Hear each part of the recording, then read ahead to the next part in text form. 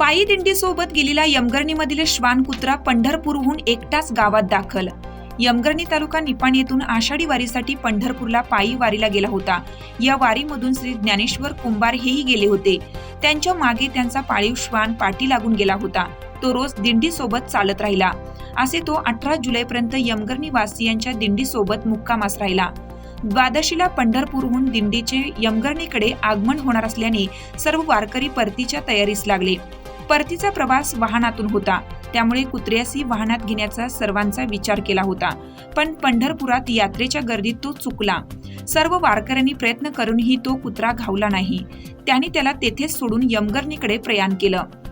मालकासह सर्व वारकऱ्यांना वाटलं की हा कुत्रा पंढरपूरमध्येच राहिला, पण काल अचानक हा कुत्रा पायी प्रवास करत पंढरपूरहून यमगर्णी गावात दाखल झाला। गावात आल्यावर सर्वांनी आश्चर्य व्यक्त केलं।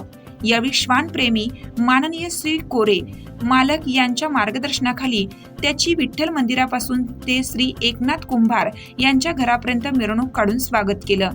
एका कुत्र्याने पंढरीची येता जाता पायी वारी केली अशी चर्चा भागात होत आहे।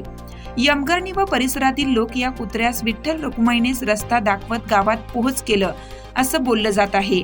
तसेच परिसरातील लोक त्याला पाहण्यास खाऊ घेऊन येत आहेत। हिरकणी न्यूज करिता कर्नाटक संपादक बबन जामदार, मानकापूर।